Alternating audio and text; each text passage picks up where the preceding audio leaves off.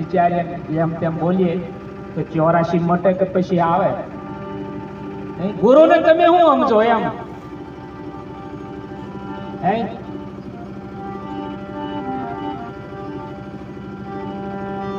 આ વાત ખૂબ વિચારવાનું. કઈક ભવસાગર કરવું હોય, કઈક આગળ પહોંચવું હોય તો બધાની અંદર કમ્પ્લેટ ભરીને ચાલવું પડશે અને આપણા અંદર જે કંઈક એ બધું કાઢી નાખવું પડશે. પછી તમે એમ પ્રખ્યાત થશો કે નહીં અમુક ભાઈ એટલે અરે જોવો જોઈ પછી જગતની અંદર ડંકો વાગી જાય. પણ આ બધું તારા મારા કોન્યા વાળાથી તમે નીકળી જોતા ને નોમાં ફોફા મારશે તો તમારો અમારો મેર પડશે. જે કરે એ કરવા દો એમને, એમાં હું કા ભાગ લો તમે? એનું કર્મ એને છોડવાનું નહીં. ભલે ભગવાન હોતા પેલા રામ રાજાએ જયારે વાલીને માર્યો, કૃષ્ણ અવતારમાં એમને મરવું પડ્યું. કર્મ કોઈને છોડે નહીં. ભલે જીવ ગમે તો જાય પણ કર્મ એનો પીછો, એમાં હું ભાગ લેવાનો આપણે?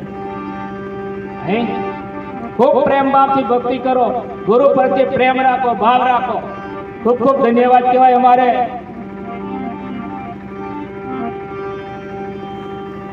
કિરણ મહારાજને.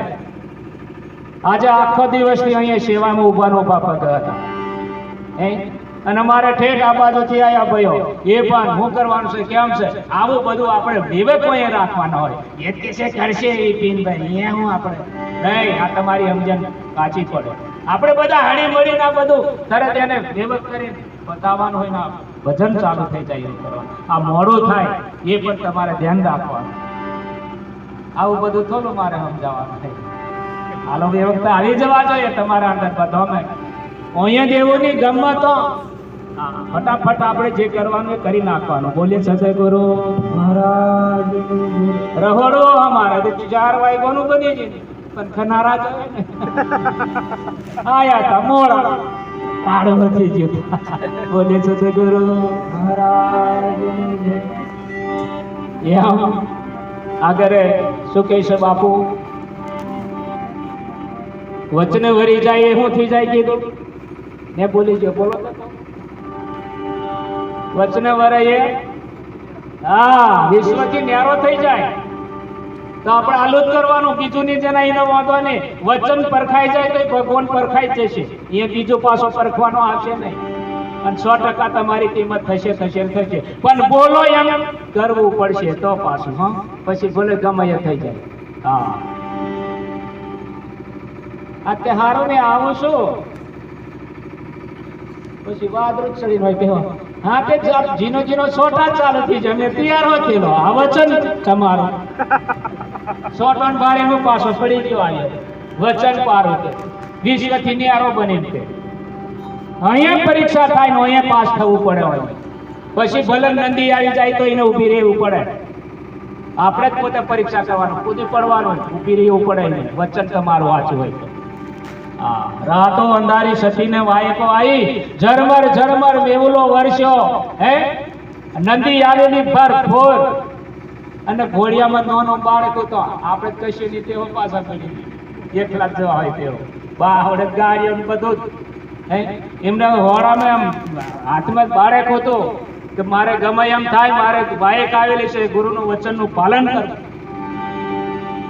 જમનો પગ એમ નદીમાં મૂક્યો, જગ્યા દીધી. વિચાર કરો, વચને વૈરાય અને આપણે 100 બોલો સદગુરુ મહારાજ. અને ઘણા કામ થામતા હબો ન કાઢે. મેં અત્યારે દૂધ પણ બાજી છે ને પોની વારવાનું આવી છે ને. જૂઠું નહીં બોલતા, સાચું જ કહેવાનું જે હોય. જૂઠું બોલો એ બહુ મહાન મોટો પાપ છે. જે હોય એ સાચું કહી દેવાનું.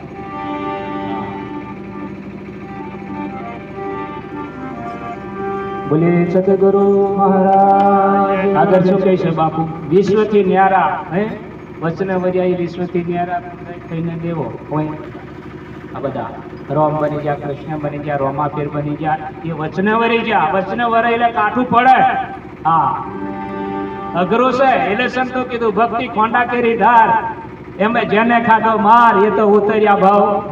આ તો માર ખાવાની કે સીધી સીધી જ જોઈએ કે નહીં મેર પડે. હા આ પેલી મૂર્તિઓ કેવી મૂર્તિઓ ઘડે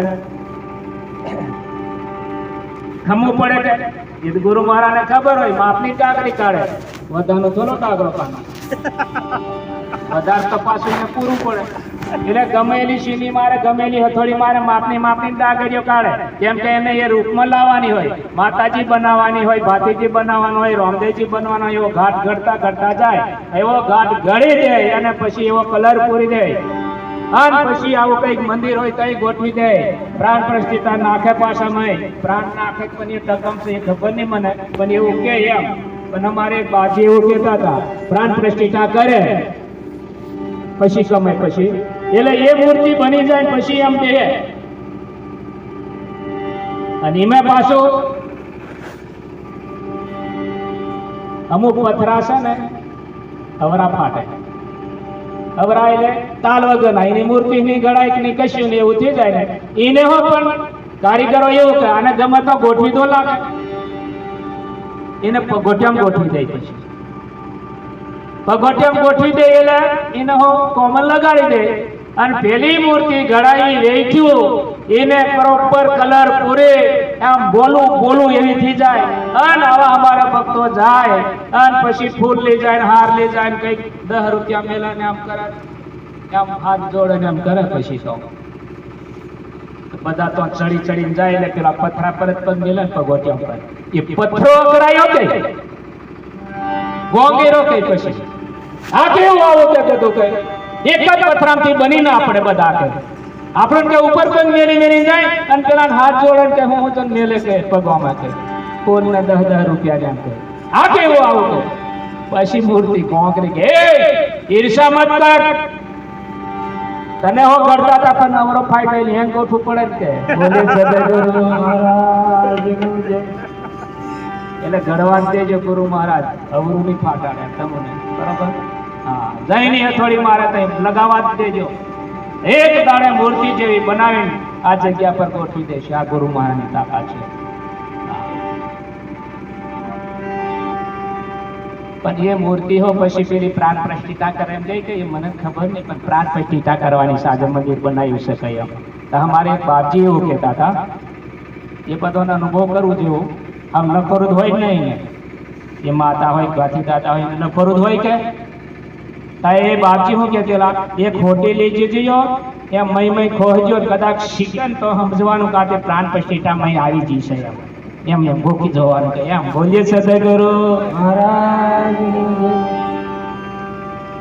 ને તો એમ કરી જવાનું આપણા નકોરા સત્ય ઇંગ્લેન્ડ ચાલે ખાવા નીકળે કે નહીં પપ્પાનું વધારે ચાલે પપ્પા ઓછા ચાલે એમ ટેકી જવાનું